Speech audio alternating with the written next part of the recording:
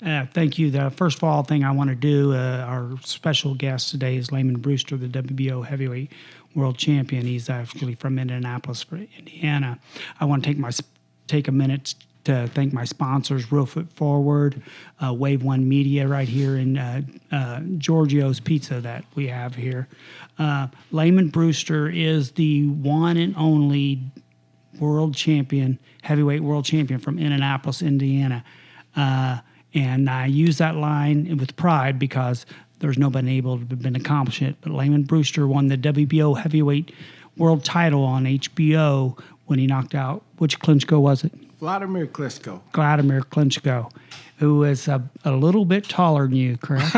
Yeah, he was like 6'7".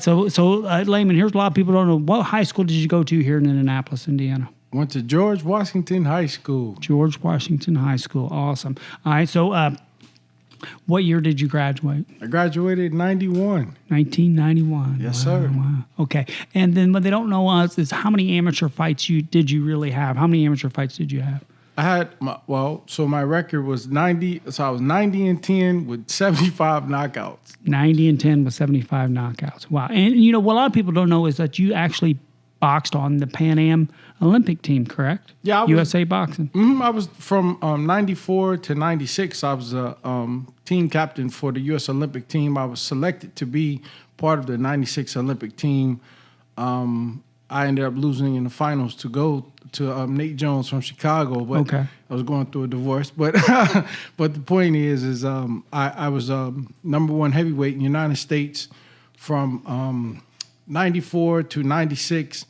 Number one heavyweight in the United States and number two in the world behind Felix Savon from 95 to 96. We were just talking about Felix Savon from Cuba. Oh, yeah. I mean, I would say Tello Stevenson was probably the greatest Cuban fighter ever. And then what did he get?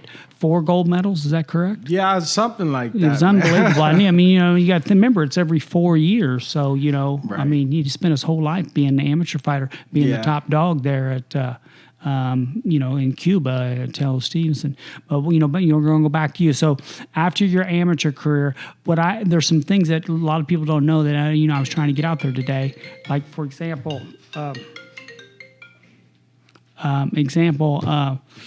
when did you turn pro? I turned professional at the end of 1996 after the Olympic trials.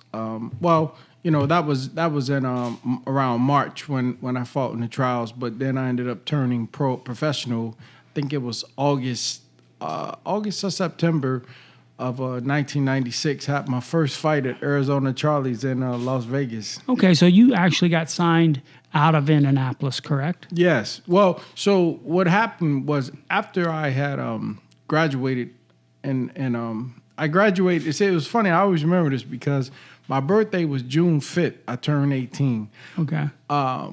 So I graduated June 6th. Oh, wow. I graduated the day after my birthday. That's I was like, man, I want to be 17 when I graduate. Yeah, that's pretty amazing. Yeah. But then we had a family reunion, and so we had a family reunion that year, and I ended up, unfortunately, my auntie, she's passed away now, rest in peace, Auntie Ruby, but she broke her back trying to clean out the gutter or something, and she lived over here on the east side of town. She used to be a teacher at Forest Manor, as a matter of fact, I believe it was. But the point is, she broke her back, and her daughter was driving here with her new family and her for lack of a better word, her housemaid, her nanny, you know. Okay. And so she was supposed to help her to drive back, but she didn't have anybody to help her drive back. So I was going to the family reunion, and as I'm walking in, I just heard someone say, I don't know what I'm going to do. I need somebody to help me to drive back to California. And then without thinking, wow. I didn't even look. I wasn't even in the conversation, but I heard the conversation. And the first thing I said was, I'll help. And I said, what? And he was out in California. Yeah, man. So here we go. A couple of days later, I'm driving to Los Angeles, and I'm listening to Sesame Street the whole way, man. Like, yeah.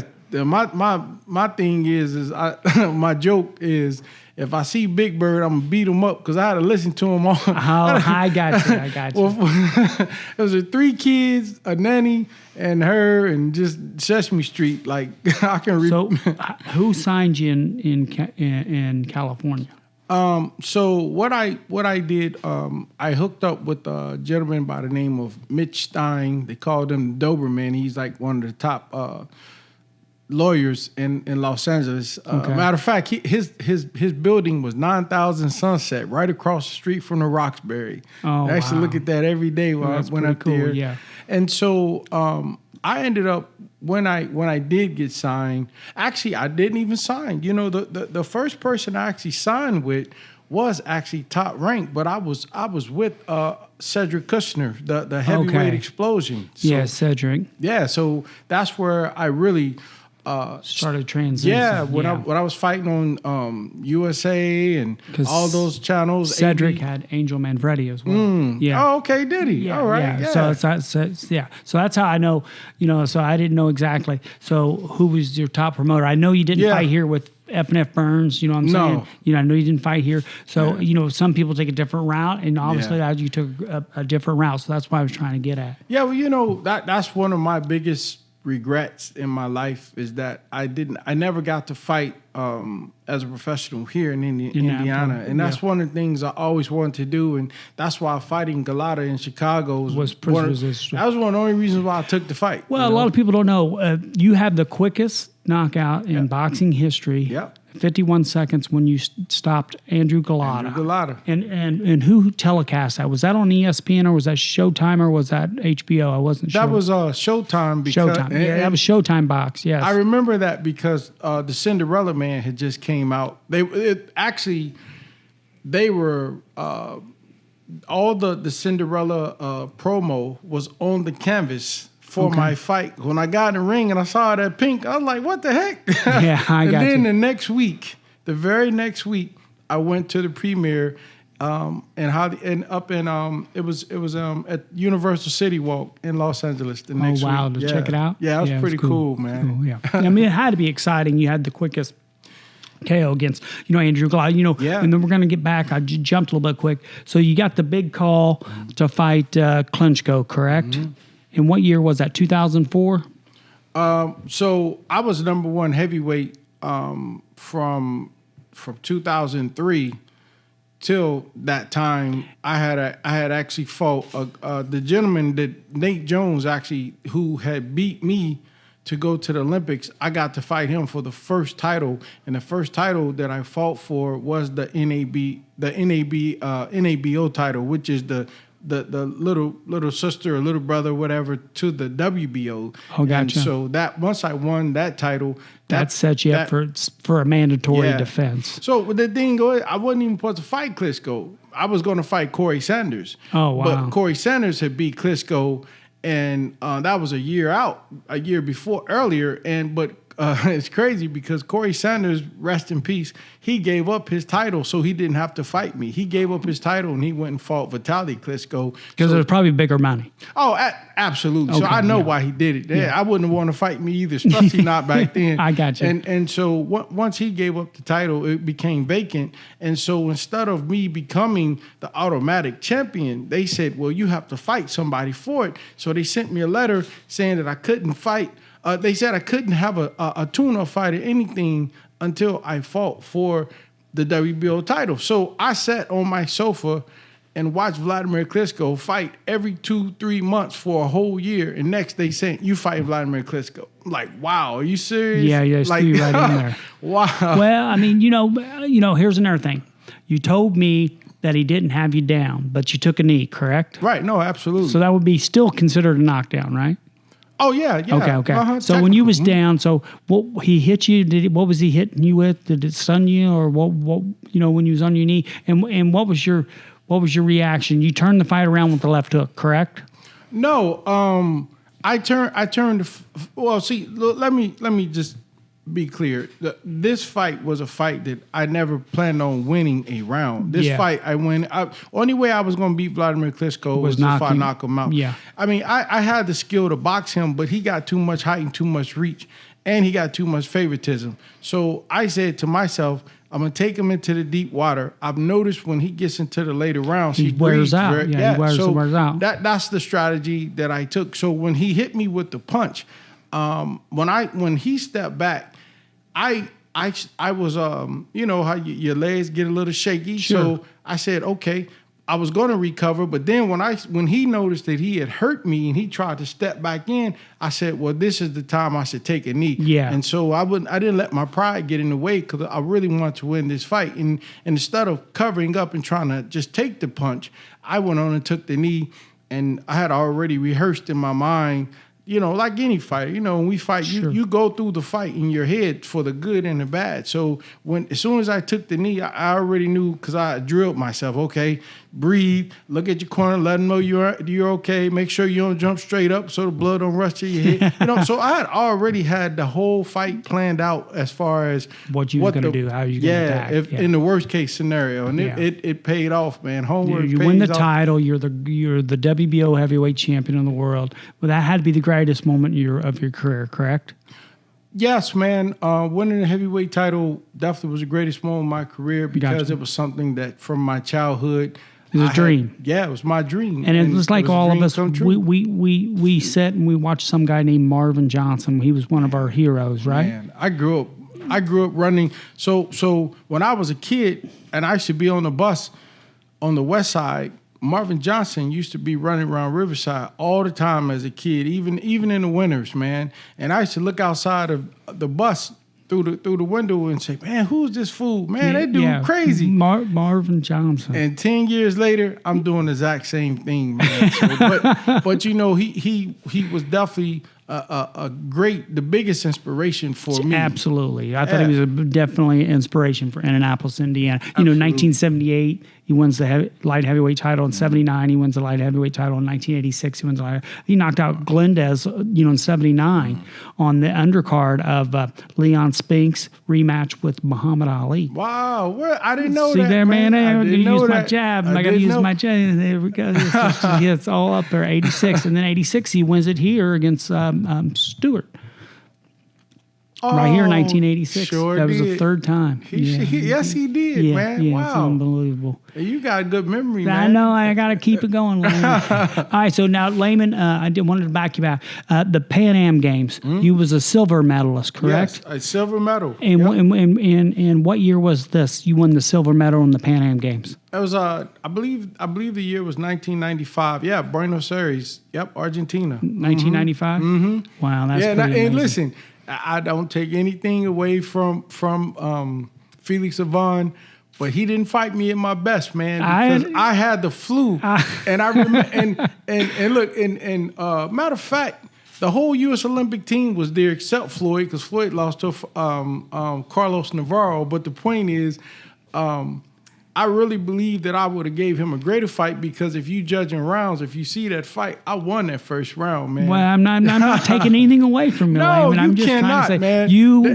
Felix Savon is one of the greatest heavyweights of all time there in Cuba. Yeah. I mean, a great fighter. You love that guy, and you get a silver medal in the Pan Am Games. There's not many guys. Okay, so Marvin Johnson's our only bronze medal winner, right? And he won it in 1972. And then this 1978, he goes out and knocks out Matt Paloff, who was a 1972 gold medal winner at 178 when Marvin was 165. Wow. It's amazing. Cool, yeah, man. I know. That was so Marvin goes, knocks out the gold medal winner in 78, Paloff, to win the championship. Man, that's so my story is similar, because like I said, Nate Jones beat me to go. He got a bronze medal, and then Wladimir, he was the super heavyweight that year, and he got the gold medal. But then I knocked him out.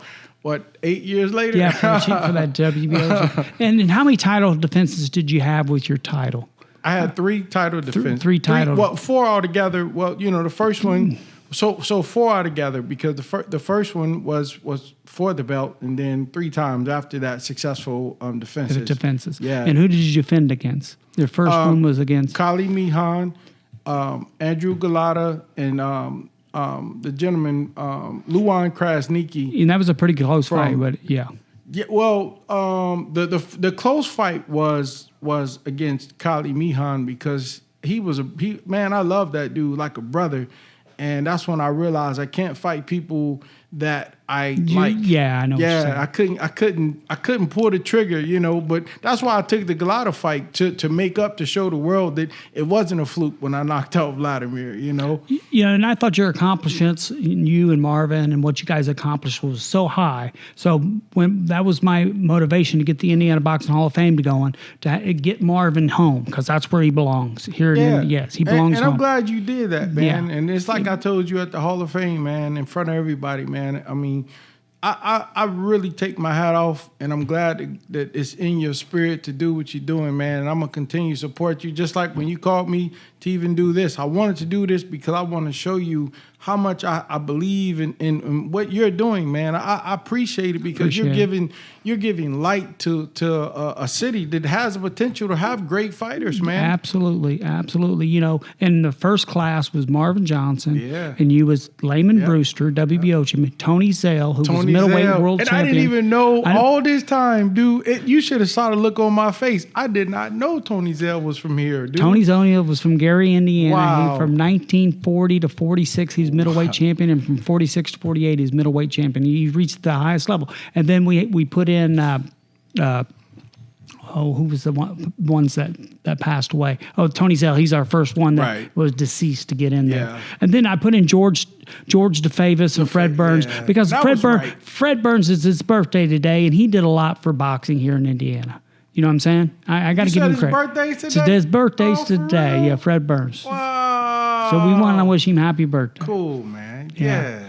Absolutely. So happy you know, birthday. right now you're doing this Lamon Brewster's Place, correct? It's just called Brewster's Place. Okay. Yep. And Brewster's Place is basically a mentoring program for world champions. Gotcha. You know, this is a program that, because you got a lot of champions that retire, as you know, when you retire from boxing, there's no pension. And there are a lot of fighters out here that are struggling. Period. And so what I wanted to do was first start with the world champions and then all the other champions and all the other fighters. But I wanted to start with the world champions because who better to communicate with these kids that are trying to go somewhere in life than somebody that has been through the top. struggle. Yeah. And goes right to the top. Absolutely. So that's what it is. As a matter of fact, this November 9th over at Forest Manor School, at 6 o'clock, I'm going to be doing a sparring exhibition with Harry Dunn, who's one of the top homicide detectives from the city of Indianapolis. Well, you're going to have to let me get there because I got to see. I got to see what you got. I got to see what you got. Yeah, man. You got to help me to promote it, man. Absolutely. This right here is a mentoring program. I'm teaching that can help kids. Yeah, we're teaching life through boxing because life is a fight. So every kind of like put down the guns, put up the fist, and let's get out. Let's accomplish something positive. Well, the thing of it is, man, even more so than that, I'm teaching positive affirmations about life because a lot of kids don't have fathers, or they don't have mothers, or they don't have people to teach them morals and values. The guidance. Yeah, so what I'm doing is I'm teaching them what every punch means in life to a fighter. And that's what life's about. You know, you get knocked down, you just keep fighting back. We roll with the punches, baby. You keep coming back. Yeah, man. All right, so you know, when you got inducted in 2018 to the Indiana Boxing Hall of Fame, how did that make you feel? Be honest. Honestly, man, it was one of the greatest acknowledgments of my boxing career because, like I said, I never got to defend or fight here in Indiana as much as I wanted, man. And for me to be recognized by your peers. My peers, by my state, by my people, by the citizens of Indiana, because means a lot. everything that I done, man, it was to hope with the hopes that my state would be proud of me. You know, that's why I carried myself the way I carried myself, and you know, I learned how to present myself and speak and everything because you know I wanted to honor my state, honor everybody. Yeah, people man. that was there and did things everybody, for you. Everybody helped me to get to this point in life. Okay, where did you start at here in boxing in Indiana? What gym? I was 7 years old when I first started at Riverside Boxing Gym under Chambers? Under Bob Chambers, Yeah. SARS Johnson Boxing. I got you. And then when I got 12, I moved over to Hallville, and I trained at the Christian Morehouse under Honey Boy Bill Brown. I got you. Yeah, bare knuckle Hey, baller. I see. Oh, I yeah. see. I see. Oh where man, it's that in dude it. 330 bare knuckle fights, man. You know, and so that guy, he really took me in like a son, and he helped me mentor you to groom you to what you need, where you need to go, what you want to be, where you want to be. All right. So, Lamon, you live here in Indianapolis now, Yes. correct? Mhm. How many kids do you have? I have 4 children, man. 3 girls and a boy. Okay. Tell Yes, me sir. their names. Tell me all the names. Okay, my oldest is Kiera, and she's 27. And then my next oldest is Shania. She's 21. Then my son, Lamon Jr., he's 18. And my baby girl, Shyla, she is 14. That's amazing. You know what? I had a blast. We were at the Holiday Inn where we did the Indiana Boxing Hall of Fame, and here comes in your dad, and he's a big Michael Spinks my fan. Man, gosh, was that exciting? Dude. You know, Michael Spinks, Michael Nunn, Buster Douglas. I even got a shirt on today, man, to just acknowledge him. I love him. Nice. And these, you know, Nice. most of these people, I try to tell them about fighters. Most of these fighters, they're not set up for success, and I try to explain that to people how it is. Their mom and dads don't send them to college. Their mom and dads don't have the money to take them, buy them a new car, and pay for their bills for this, that, and the other. So these guys got to make it on their own. And then when they last their whole career and go to the top, they're like, it's like a real diamond that's been cut. You know what I'm saying? The cut makes a diamond, and that's why they shine so much. That's why Buster Douglas is shine. That's why all them guys shine. Marvin Johnson, all of them shine now, is because they went through the cut. They went through the whole process. You know, and I thought that Indiana Boxing Hall of Fame needed a home, and have it right here, 120 Market Street there on the third floor. You saw your memorabilia. You saw your picture up there. Yeah? I did. Nice. Yeah, I mean, when you see all that stuff, what do you want to say to your fans, or what do you want to say to somebody that you inspire to go on to the next level? Well, there are a lot of things that I can say, man. But I just want to say that if there is something in life that you want to do, let me tell you, success is based on taking a leap of faith. I mean, you might not have everything that you need, everything that you want. You might not even think that big of yourself. But, you know, I learned two things that are the true key to success for me. Okay. And that was called faith and determination. Absolutely. So it wasn't even that I had the faith in myself, but I had faith in God because Sure. God said. But then I had determination that if I did something, that God would back me. So I put those two together, man, because I thought growing up that, you know, you had to have this, you had to have that, you had to have this, no, only thing you got to do is have effort and the determination to do it. And effort man. to get you places that you want. And Absolutely. I've been around the whole entire world. I'm one of the few people on the face of the earth alive that can say I've knocked a man out from every continent on the face of the earth. Like that, it don't even sound knocked right them all saying out. it. But how many people can say that? Like, Yeah, it's I've not- knocked a man out from every continent on the face of the earth. Like, that don't even sound real. What's your opinion of your cousin Chris Bird making a comeback at age 50? Okay, and what's your opinion, of the Tyson and Roy Jones Jr.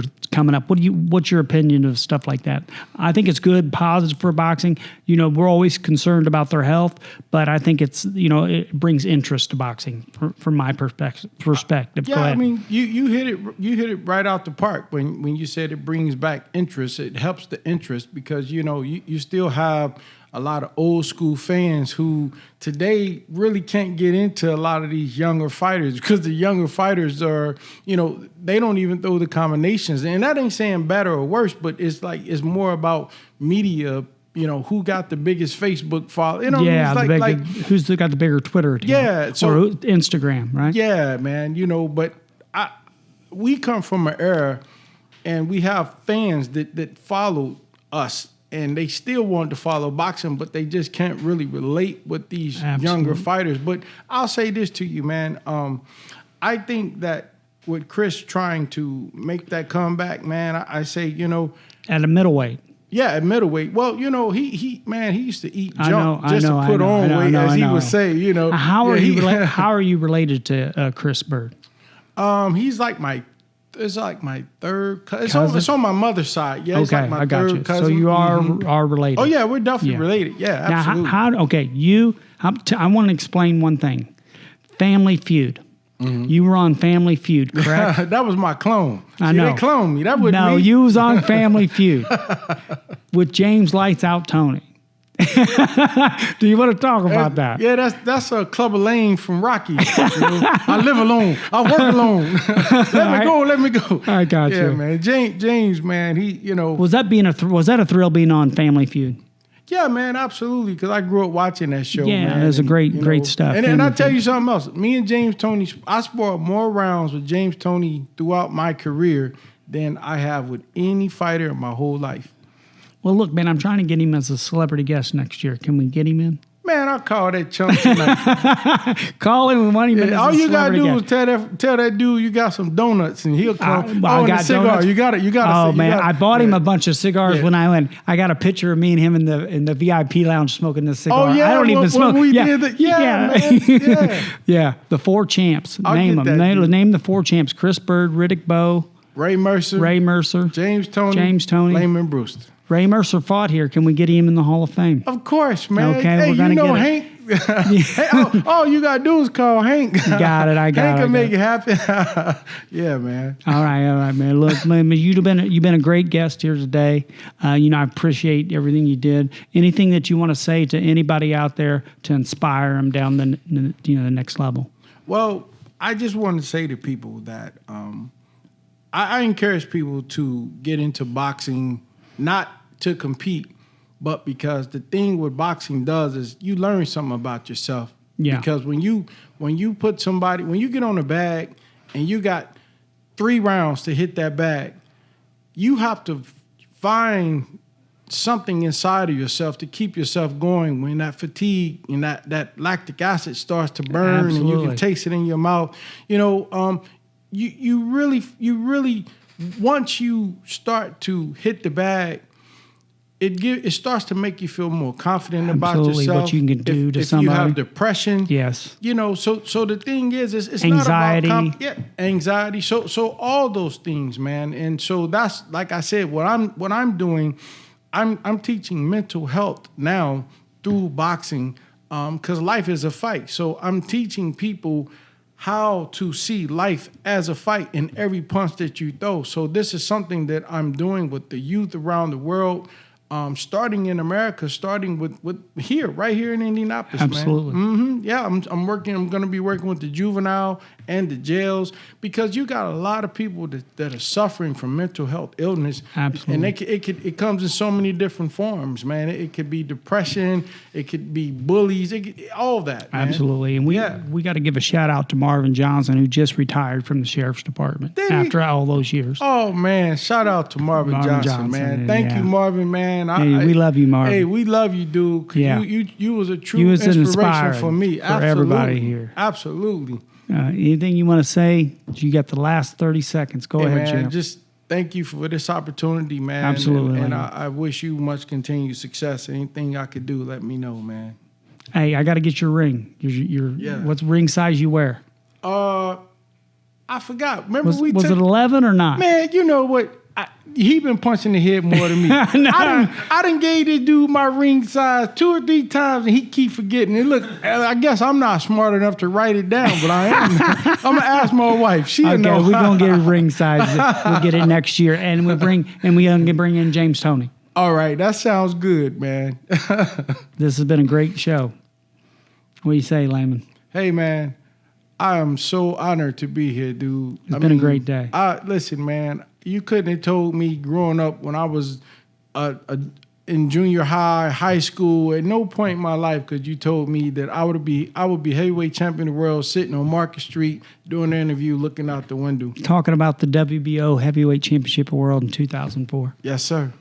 on HBO. Dreams come true, baby. Amen. Dreams come true. Amen. So Craig Houk, thank you, brother. I appreciate Love you, Lamon. your effort. I love you too, man, and Nah. thank you for everything you've done. Amen.